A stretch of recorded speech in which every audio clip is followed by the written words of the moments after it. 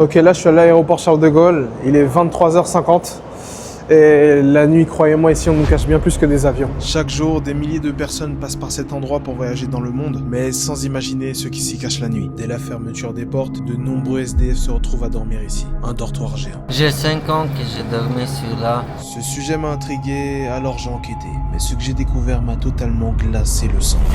Il s'appelait Mehran Karimi Nasseri. Mehran Karimi Nasseri est décédé de mort naturelle au terminal 2F. Ce réfugié politique iranien est mort la semaine dernière à l'aéroport Roissy-Charles de Gaulle où il avait vécu plus de 18 ans. Ce sans-abri serait donc décédé la nuit du 12 novembre 2022. Mais en cherchant personnellement, je me suis rendu compte qu'on nous cachait quelque chose. Des articles qui se contredisent, intoxication alimentaire, crise cardiaque. L'histoire ne tient pas debout. J'ai donc eu l'idée de prendre ma caméra et d'aller demander aux personnes les mieux placées pour avoir les réponses à nos questions, les SDF qui se trouvent directement sur place. Et d'après leur dire, c'est sûr, on nous cache quelque chose. Est-ce que tu arrives à dormir tranquille ici ? On dort que d'un œil. Une mort beaucoup plus étrange que ce que les médias essaient de nous faire croire. Pourquoi nous ont-ils donc menti ? Y a-t-il un danger dans l'aéroport ? Avec ma caméra et ma curiosité, je vais passer la nuit ici pour découvrir le mystère qui hante les nuits des SDF à l'aéroport Roissy-Charles de Gaulle. Du coup, comment tu vas, Mickaël ? Très bien, Ah, très bien, ça va. malgré tout. Ok. Ça fait combien de temps que t'es ici ? Un mois, En fait, tu viens d'arriver, c'est ça ? c'est ça, c'est court un mois. C'est peu. Ça passe vite, mais c'est peu. Ok. Ça passe moins vite dans certaines conditions. C'est-à-dire ? Je ne dirai rien, ils se reconnaîtront. Ok, et t'as déjà entendu des histoires Oui, une disparition. Ah ouais, disparition carrément ? Disparition, homicide ou décédé, on ne sait pas, maladie, c'est vague. Ah ok, ok. La personne a disparu. Ah ouais, carrément. Ouais. Est-ce que t'arrives à dormir tranquille ici ? On dort que d'un œil. Ah ouais, carrément.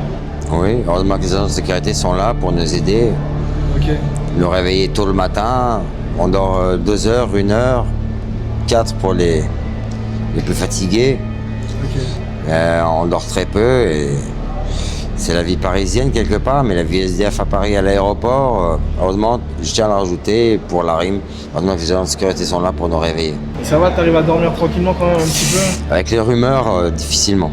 Et en fait, tu viens d'arriver ici et à peine arrivé, t'as déjà entendu des rumeurs, c'est ça ? Oui, une personne a disparu. Elle serait décédée. Ah, c'est ça ? Oui. C'est quoi ces rumeurs justement ? Une personne est morte, on ne sait pas comment, on parle de maladie, d'homicide, on ne sait pas trop comment, mais elle est disparue et apparemment, on sait, on dit c'est qu'elle est décédée, elle a disparu et est décédée, mais on ne sait pas la cause. C'est vraiment chelou quand même. C'est des histoires bizarres. C'est pour ça que je suis venu ici justement, parce que en fait les infos se contredisent. On dit qu'il est mort de maladie, alors Oui. que justement ici on entend des rumeurs que c'est peut-être quelqu'un, c'est ça ? Vous savez, dans les aéroports, quel que soit le monde, les personnalités célèbres peuvent être contaminées de poison, des gels neurotoxiques au visage et peuvent mourir dans la fraction de seconde, véhiculés par des services de sécurité, de secours et mourir lors du transport. Les aéroports, c'est parce qu'il y a plus de sécuritaire. Homicide, disparition, on en apprend beaucoup ici, hein. Mais tout ça ce n'est rien comparé à cet homme. Oui, j'ai la peur dans la nuit. Lui, c'est Etienne. Il vient de Roumanie. Il a un peu de mal à s'exprimer en français. Mais retenez-le bien car croyez-moi, il a clairement été la clé de notre enquête. Et sinon Etienne, ça fait combien de temps que tu dors ici ? J'ai 5 ans que je dormais sur là. Est-ce que tu as déjà entendu des histoires bizarres ici des histoires... Oui, il y a quelqu'un qui est vraiment décédé, Ok. un pauvre personne que je connais, une bonne personne avec un bon cœur. En fait, j'ai entendu qu'il est décédé, mais d'une cause d'AVC, ensuite arrêt cardiaque. Mais en fait, quand je viens ici, on me dit qu'il y a d'autres rumeurs en fait. De attaque du corps. Ah ouais ? Donc là, Etienne est en train de me confirmer que c'est un homme qui aurait provoqué le décès de l'autre SDF. De l'autre SDF, oui, bien sûr, monsieur. Est-ce qu'avec tout ça, est-ce que tu arrives à dormir tranquille ou t'as un peu peur la nuit ? Oui, j'ai la peur dans la nuit. Ah ouais ? Oui, qu'on les combatte.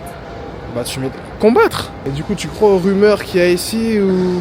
Oui, Ah ouais. c'est très bizarre. L'homme qui l'a tué, c'est l'homme invisible. Celui qui aurait provoqué le décès de... C'est lui. Il s'appelle l'homme invisible. Il s'appelle un homme invisible.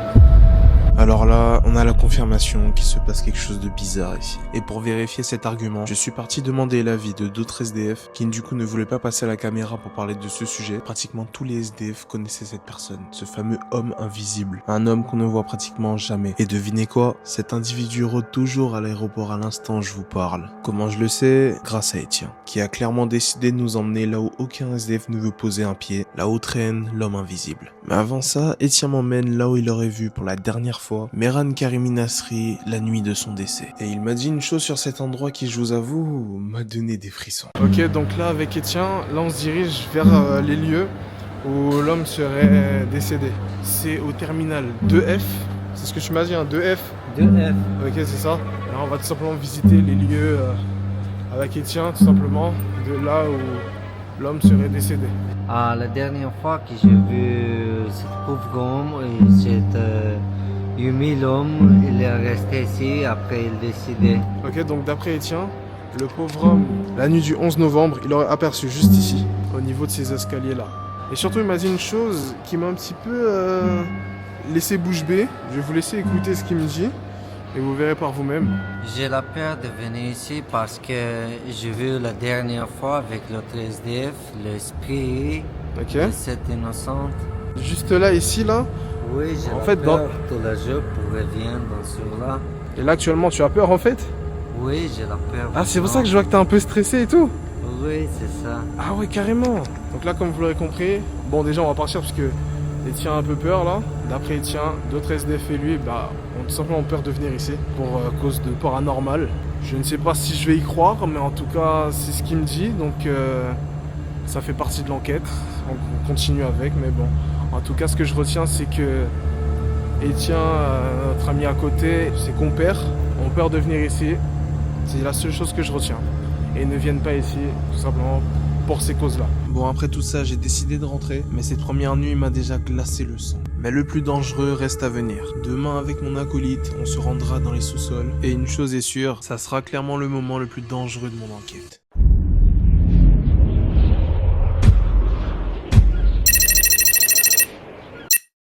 Voilà, on se retrouve pour la deuxième nuit. Ça va être mouvementé aujourd'hui. Ok, on a beaucoup de choses à faire. Tout simplement avec Etienne, on va tout simplement aller voir les endroits interdits. Où tout simplement vit peut-être l'homme invisible. Maintenant, je dois le retrouver. Je ne sais pas où il est. Je vais donner rendez-vous, mais bien évidemment, il fallait que ça se fasse mal. Il n'est pas sur les lieux. Ah, quand on parle du loup. Etienne! Ça va? Bien T'as quoi? les caméras. Bien quoi? J'ai cherché toi. Ah, c'est bon, je l'ai retrouvé, il est juste là. Ça va bouger aujourd'hui, hein. Ce soir ça va être chaud. Ça va bouger. Ça va être chaud. T'arrives à manger d'habitude? Comme d'habitude, j'ai pas mangé, je suis pauvre. Ah ok. Et tu fais quoi d'habitude la nuit du coup? Parce que là j'avoue je t'embête un peu. Mais là du coup... J'ai juste fait un tour. Est-ce que tu peux m'en dire plus sur ce fameux homme invisible? C'est qui en fait? C'est un mystérieux, j'ai la peur. J'ai pas connu lui, j'ai vu lui comme il disparu. Mais il s'habille comment à peu près l'homme invisible si tu l'as déjà vu au moins une fois? Un manteau noir. Un manteau noir t'as dit? Un manteau noir. Mais t'es déjà arrivé des choses à toi Etienne? Oui, un jour je dormais sur là, et comme j'ai rêvé, j'ai vu lui, et comme j'ai appelé lui, il partir, l'homme invisible. L'homme invisible? L'homme invisible. Donc là, t'es en train de me dire que t'étais en train de dormir paisiblement, et quand t'as ouvert les yeux, quand tu t'es réveillé, tu l'as vu. Je l'ai vu. Et ensuite, tu l'as appelé, t'as dit?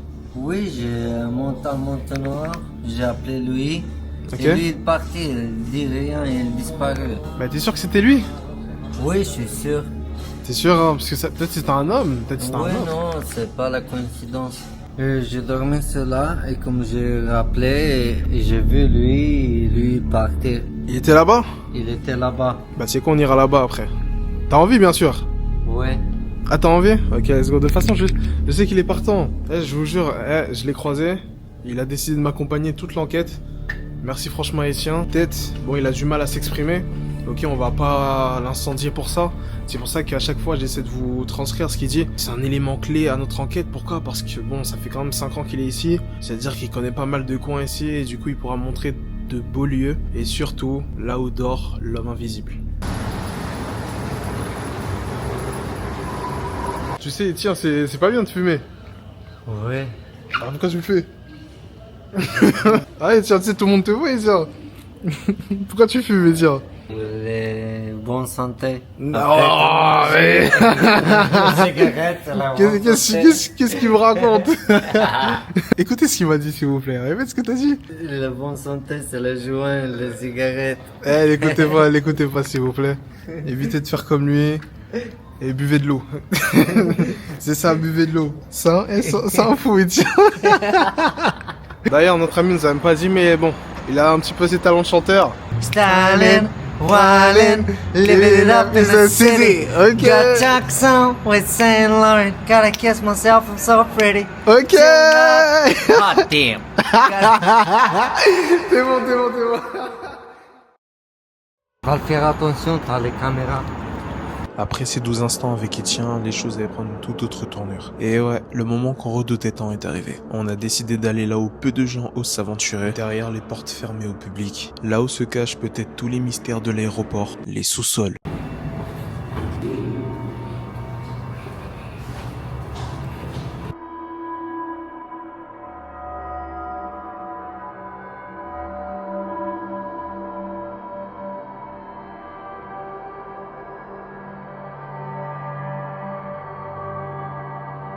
L'homme invisible, il habite ici. Juste ici là?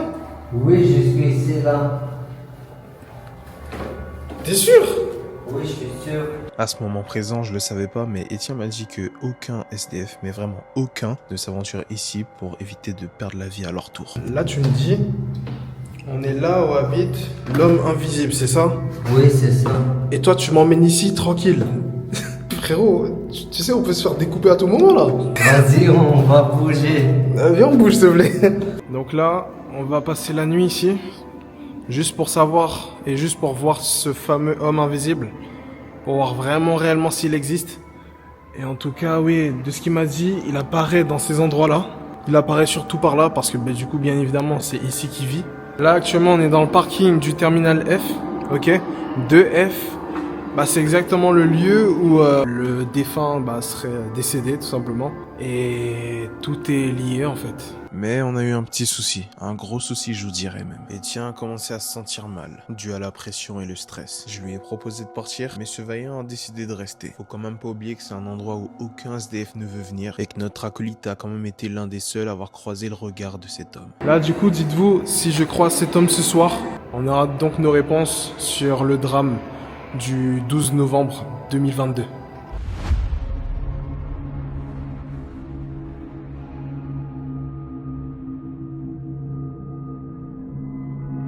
Bon, écoutez, ça fait plus de 2 heures que nous sommes en bas maintenant et la chose qui devait arriver arriva. Notre cher ami Etienne a décidé de partir. À 2 doigts de la crise d'angoisse, notre brave acolyte n'a pas pu tenir. Si j'ai pu découvrir autant de choses dans cet aéroport, c'est grâce à cet homme, qui garde toujours le sourire malgré les périples dans sa vie. Mais je te retiens quand même, tu m'as quand même laissé tout seul, hein. Mais si je n'avais qu'une chose à dire, c'est merci pour tout, Etienne. Mais ça prouve bien une chose, c'est qu'il se passe vraiment quelque chose d'étrange dans cet aéroport.